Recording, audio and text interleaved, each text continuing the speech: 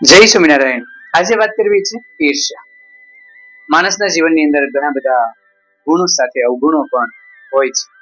આ અવગુણને જો જાણી લઈએ તો એ અવગુણ દૂર થાય અને સગુણની અંદર સમાવેશ થઈ જતો હોય છે। એક વખત એક મોટું જબર ખોખું અને પેટીની અંદર ઘણા બધા કરચલાઓ। હવે કરચલાઓ તો ઘણા હતા। હવે નાનું એવું ખોખું અને ખોખાની અંદર કરચલા ઘણા, જો એ ધારે તો બહાર નીકળી જાય। એટલે એ ખોખાને બંધ કરવામાં આવ્યું। તો એના માલિકે કીધું કે આ ખોખાને બંધ કરવાની કશી જરૂર નથી, ખુલ્લું રાખો। અરે શેઠ, જો ખુલ્લું રાખશું તો આ કેટલી મહેનતે કરચલા ભેગા કર્યા છે, બધા ભાગી જાય છે। કોઈ ચિંતા કરો માં, મને કરચલાના સ્વભાવની ખબર છે।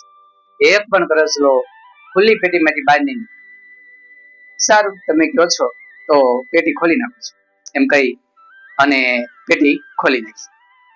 પેટી ખોલી નાખી છતાં પણ એક કરચલો બહાર ન। બીજો દિવસ થયો, બધા આવ્યા તો એમ જ કરચલાઓ બધા પેટીની અંદર પડ્યા હતા। આથી બધાને નવાઈ લાગી કે એક પણ કરચલો ઢાંકણું ખુલ્લું હોવા છતાં બહાર કેમ ન નીકળ્યો। એટલે શેઠને પ્રશ્ન પૂછ્યો કે આવું કેમ થયું। ત્યારે એને કીધું કે જુઓ, તમને દેખાડું। બધાએ જોયું તો એક કરચલો ઉપર ચડે તો બીજો એને પકડી નીચે નાખે। આ બાજુથી બીજો કરચલો ચડે તો નીચે રહેલો કરચલો તેને પગ થોભી અને નીચે લઈ આવે। આમ વારંવાર થતું હતું। એક પણ કરચલો ઉપર આવે તો બીજાને ગમતું ન હતું, એનો પગ ખેંચી અને ફરીવાર નીચે પાડી દે। આ જ રીતે આગળ કામ ચાલતું હતું। બસ જો આ જ રીતે આ કરચલા રહેશે તો એક પણ કરચલો મુક્તિને પામશે નહીં, બસ આમ જ રહેવાના છે। આ ઉદાહરણ સાથે શેઠે સમજાવ્યું કે બસ માણસમાં આ જ છે। એટલી બધી ઈર્ષ્યા હોય કે બીજો માણસ જો આગળ જતો હોય તો એનો પગ થોભે અને તે નીચે નાખે, આગળ જવા નથી। ટેકો આપવાની વાત તો અલગ રહી, પણ એની ઈર્ષ્યા કરી એ માણસને જેમ બને તેમ નીચે લાવવાનો પ્રયત્ન।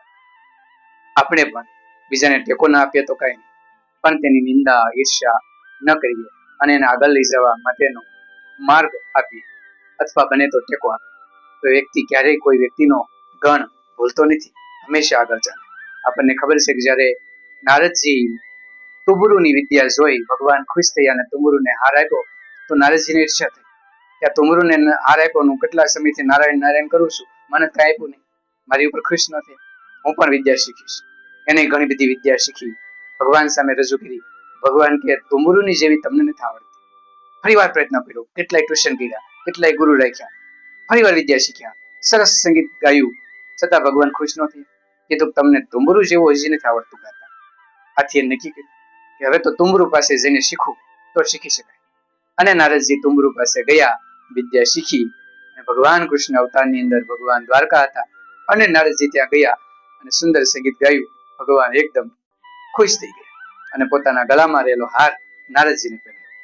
આમ જ્યારે ઈર્ષ્યા થાય તે તેની પાસેથી શીખીને આગળ વધીએ, ઈર્ષ્યા દૂર થઈ, માણસ પણ તે ગુણ મેળવી શકે।